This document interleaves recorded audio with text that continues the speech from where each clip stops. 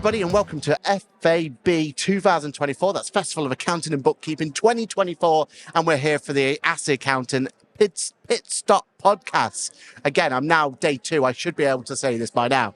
We have a great guest lined up. We are going to be here talking to you about everything we can figure out. And we're going to go through this. But first of all, do you want to introduce yourself to the world? Tell everyone why they should care about you, what you bring to the industry, what your name is, where you work for. Sell yourself. Go. I don't think the world is ready for me. My name is Libby. My business is the Ethical Bookkeeper. I bring fabulous bookkeeping and great cake. I'm the one that turns up to the accountancy shows with tray bakes, lemon drizzle, chocolate brownies, coffee and walnut, and I can't move more than about 10 steps without everybody coming to grab cake off me. In fact, I even brought serviettes this time because I was leaving a trail of cake crumbs everywhere I went before, and they've got a yellow carpet. So, well, one thing that's bad about our whole setup here is we're at the back of the hall. So by the time you came to us yesterday, all we heard was how legendary the lemon drizzle was, not any opportunity to try it. So next time round, is there any chance we can kind of maybe have a secret portion you keep back for us? I think that would take some bribery. We can offer podcasts and maybe even a top trump card. Done.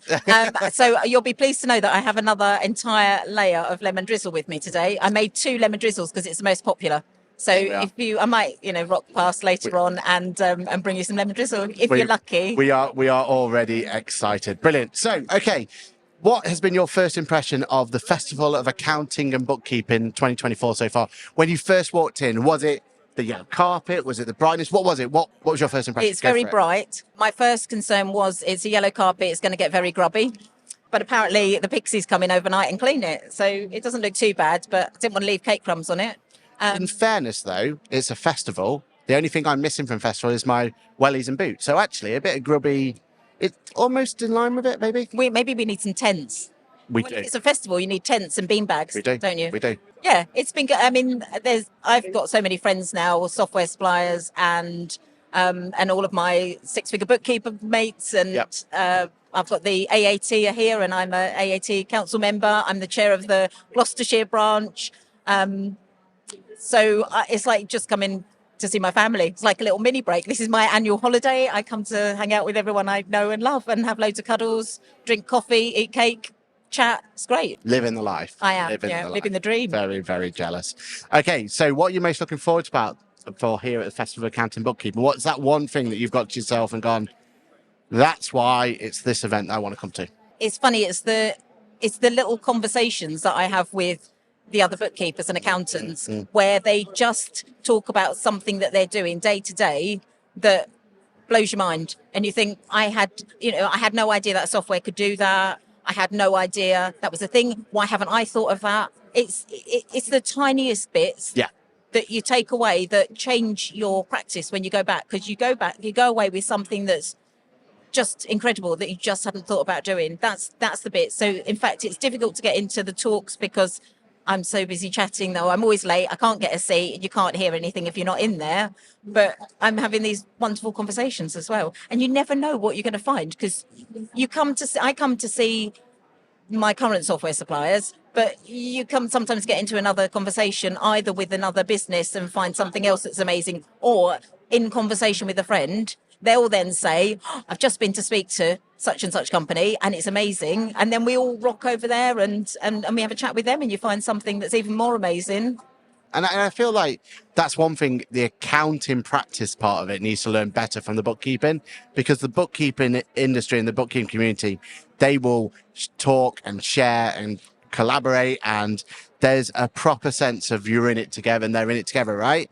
I just feel like the rest of the industry need to go take note and go, right, that's how it's done. You have no idea. I mean, it is incredible. We talk about everything. Yeah. So what I get from that community is not just a bit of technical help, bit of running practice help. It's what's going on in your personal life, emotional support, what's going on with your family. You're having a bad day, you're having a good day. They share successes. They are absolutely incredible. So last night, we had, I don't know, like a group of 20. I mean, I'm an accountant because I'm FMAAT, but we had a group of sort of 20 bookkeepers, and it's just the best, most supportive group. It's incredible. Yeah. It's amazing. If we could welcome everybody in, it would be a great thing. And yeah, I just encourage everybody to find friends to speak to, find that support network, because it makes all the difference. I mean, particularly for me, I'm working on my own. Yeah, exactly. And that moment when you're in a job and you turn to somebody, you say, "Oh, how do you do this again? I've forgotten." And you turn to people, and there's no one there. So you need somebody to be able to answer that question straight away. If you've got a WhatsApp group with all your mates in it, there'll be somebody in there that knows, that will be straight on it to help you. Yeah. And then you help them back. And Yeah. it's just, I think it's what everybody needs. I think so many more people can learn from it. So you've already touched on it a little bit here. So you've been talking about how you go to these events, you listen to the speakers, or you're talking to people there, or you're talking to people in your group, or whatever it be. But ultimately, you're going to come away from here with some inspiration or some action point or something that's going to go, that was worth my time coming along to these events. But how do you keep yourself accountable? What's your tip to everyone else out there to go, I'm coming to an event, but I want to make sure I'm going to make the most out of it? What would you tell someone, especially if they've never been to an event like this before? To hold yourself accountable to actually getting that thing done. Yeah. So I just tell somebody and say, hold me accountable. I'm going to do this. You put a date in the diary. You say, yep, check in once a week. How are you getting on? In fact, one of my best friends, she'll know who it is if she listens to this.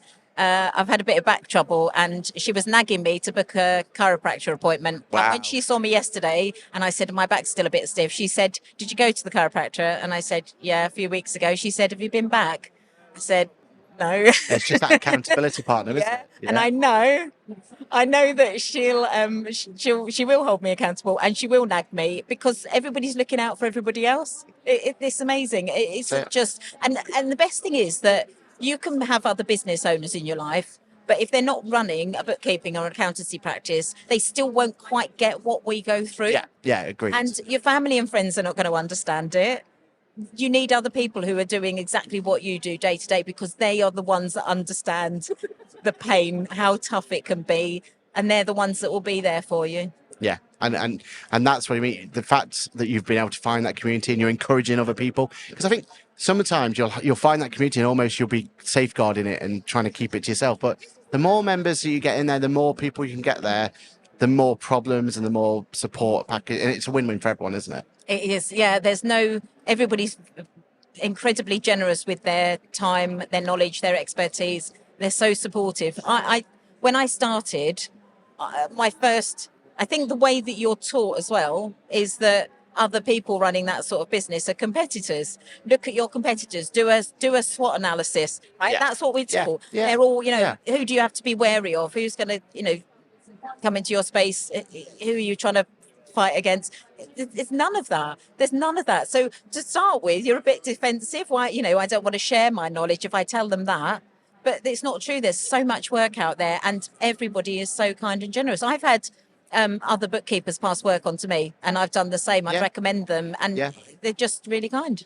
Yeah, we're in a group of practice managers and practice owners, and we're constantly passing work, and that's what it's about, right? Like, they're not competitors of ours; they're a support network. Exactly. So, yeah. What do you think about the UK accounting event space at the moment? Do you think there's too many? Do you think there's not enough? Do you think they're in the right places? Do you think they're covering the right topics? What's your feeling of the 2024 UK accounting event space? I think it started quite early. I'm going to the Big Four. So literally every month for 4 months in the middle of the month, I've got that. And then I'm an AAT council member, so I've got those meetings as well. I'm having to spend quite a lot of time in London. It's quite nice that this one's in Birmingham. Agreed. And I can drive, and it didn't take me that long. So yeah, it's quite nice. It's just quite nice to be somewhere else. There is a lot on. If you go to everything, there's a huge amount. I get something different from every show. They've all got a slightly different feel to them. Yeah, it's difficult, isn't it? If you're only picking one, which one do you pick? It's so tricky, isn't it? It's a really, and I think it's a tough decision for software suppliers as well. Where they're going to get the best. Where to put the resources. ROI. They're all clumped together this year, really. Yeah. So it's a tricky one. And if you look at, once you get come into the shows, you start to see all the other events as well. So then you've got the awards, and you've got, ICB Summit and things like that. there's a lot to choose between, and it's not just the cost of it, is it? It's the Time of your it's business. probably 3 days lost from my business Yeah. by the time I get back. So now I'll have to work the weekend to try and catch up a bit and to get myself together, and I'll be shattered on Friday anyway. So you've got the cost of travel, the cost of attending, food, time out. You go back with a whole heap of ideas. You don't really want to go straight into implementing those ideas either. So if you get back and software suppliers then start ringing you and hassling you and emailing you to try and get you to do the demos, you're already catching up, you're tired. Yeah. Then you get, this can be quite overwhelming. I think you have 100%. to balance it and decide which, what's most important, where you're going to get the best value, and maybe not go to all of them like me. Yeah. I go to all of them and I make the cake as well. Yeah. and we kind of almost have to go to all of them because of the podcast and stuff. But I do feel like there's got to come a time where you've just got to feel out which is right for you. And that's one of the nice part about the industry as well, because they're so different and they offer different things. You can probably be able to find the right event for you, right? For anyone out there, which is what it's all about. Yeah. I think probably the best thing is to have a look and see if you can find videos and photos from last year's events and speak to people and see what they think. Yep. Some people get, I've got friends that come in and get extremely overwhelmed by the larger events. Yeah. And it's just too much. Yeah. 2 days of that is too much. I think you've got to look at what works for you, what's enjoyable for you, which 100%. is the easiest one to get to, who's attending, but just speak to your community, and they're the best judges, aren't they? Because they're the ones that are experiencing it. Yeah. I mean, we do a nice little grid walk, plug on what the event would look like. Okay, so what do you love most about the industry? What is the bit that is giving that fire in the belly that's making you go, this is why I love doing what I do? It's helping people, always. As much as it's good to automate some part of the bookkeeping process, the bit that I love the most is actually supporting people day to day. So I've got a client that started with me last year, was in a complete muddle, he knew it. Yeah. And he now refers to me as Saint Libby, Oh, which is lovely. And he knows how much I'm looking after him. And he's very, very appreciative. And we are nearly at the point now where we've got him up to date, where we've sorted out the mess. We've got him in a better routine. He's been quite well trained. So I've really nurtured him. And we get on really well together. And it's those things when you're there for them and they want to pick up the phone and give me a call and speak to me. That makes all the difference, because I know that he's getting this great service. I've got another client that's ADHD. The fact that she shared that with me right at the beginning means that, I'm not an expert, but I'm quite emotionally sensitive. Yeah. So you can adapt. And that's what I'm doing. So actually each client is not like a standardized, it's not all standardized routine. So I automate the bits I can, so that actually the rest of it, it's very much a bespoke service, so that each client is dealt with as an individual. I know their backgrounds, I know what they're going through, and I'm supporting them. Another client last week broke up with his partner is living at his mum's house, and I'm devastated for him. Yeah. But I'm also looking at, how do I support him? How do I make sure his mental health is okay? I mean, it's not my responsibility, but I want to make sure he's okay. Yeah. Is he, does he want to carry on with the business? Does he need more support? Is there anything else I can do for him? And just knowing that he can talk to me about that, it's completely confidential, that that I can be there for people. So, like with the ADHD, I'm not an expert, but I can go away and find out more. Exactly. And I can speak to her and say, look, what works best for you? Because we're trying different things, and I'm trying desperately not to make her feel overwhelmed. And we've had Teams calls where I literally share the screen. We go through a little thing step by step, so I'm there with her, and I can see that she's overwhelmed. I can feel it, and I want to be there for her. She thinks I was sent by God, which was probably the nicest comment I've ever had from anybody. I said, please put that in a testimonial. But knowing that I'm making a difference to these people, I'm really making a difference. And it's not just their VAT bills lower, or it's proper emotional and life goals, isn't it? And that's what it's about. If you care about these people and you care about their businesses and what they're trying to achieve, then it's not just a job for me. I will think about it at the weekend. I will come to an accountancy event and think, oh, that would work really well, or, trying to find solutions for their problems. Yeah.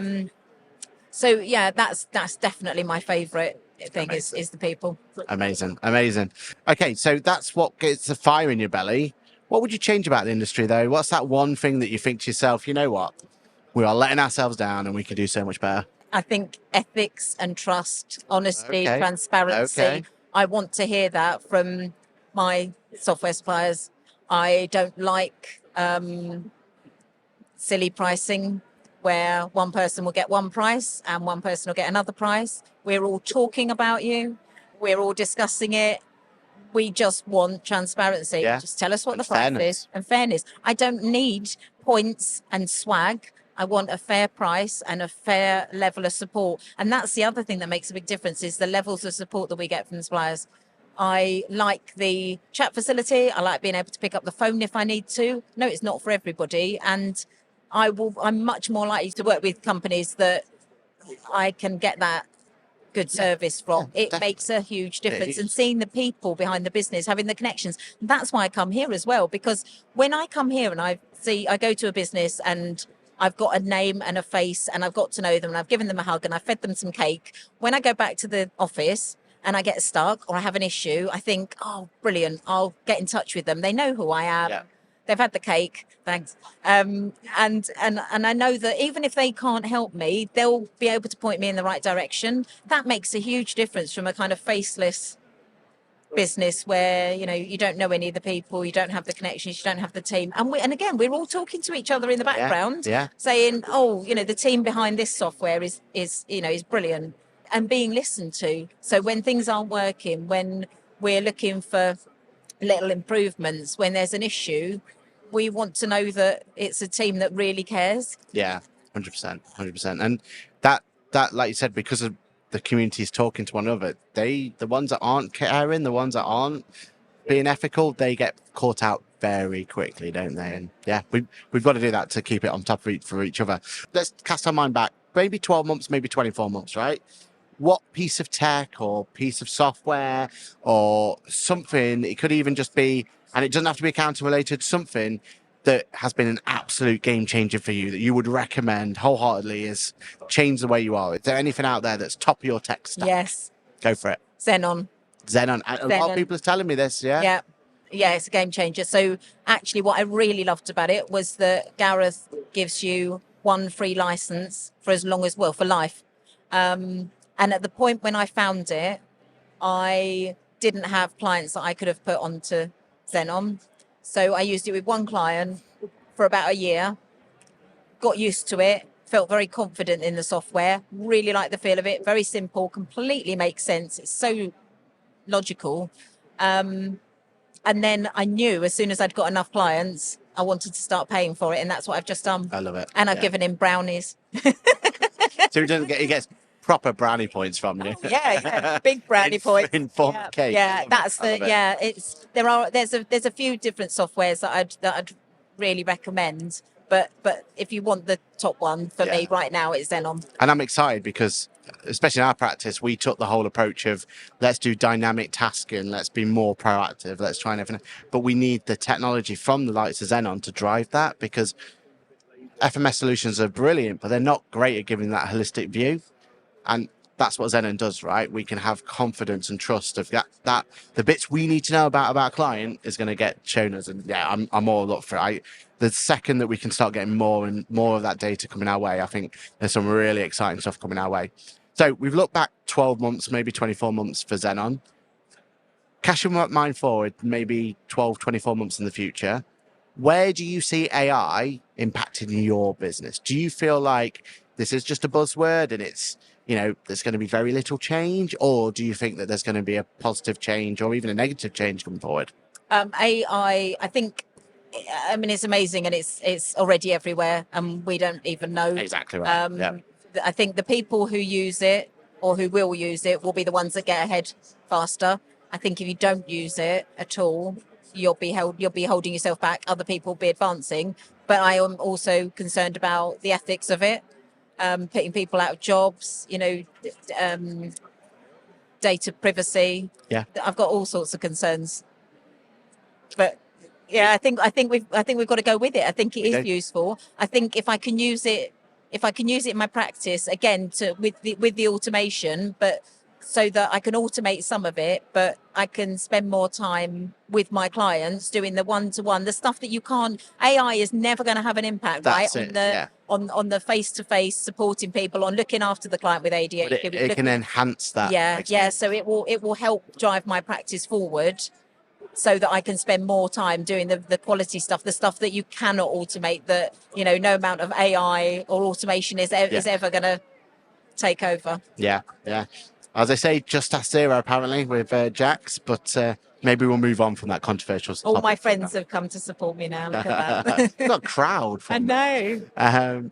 What would you like to plug? So you've got that camera, that camera, that camera. This is your opportunity. What can I plug? Your cakes, how good they are, where people can find you, why they should find you, all that sort of glorious stuff. Right. I'm Libby. I'm the ethical bookkeeper. I'm the one that rocks up with the cakes. If anybody would like to buy me a trolley so that I can actually start wheeling my cakes around, particularly a branded one would be absolutely amazing. Or cake sponsored by would be even better, because then I can do 6 lots of tray bakes and you can get free cake. That would be brilliant. And you can find me all over social media because I'm always out there. I love it. And at every event you've already said, you have been a fantastic guest. Thank you so much for coming along for our little pit stop. What I would love to happen, though, is you got to come back for a proper full-blown We Have Cool Friends episode. Let's get into the nitty-gritty. Let's talk about why you choose some of your software solutions that you do. I'm sure we could change your mind. So, yeah. With that, then, thank you so much for watching this episode of Asset Accountant's Pitstop Podcast. We are still at Festival of Accounting and Bookkeeping 2024. We've got some amazing guests still coming up. It's going to be very difficult to beat this one, though, Libby. Thank you so much for coming along. Thank you for being here. And I'm sure we'll see you in the next video soon. No worries. Cheers. Thank you.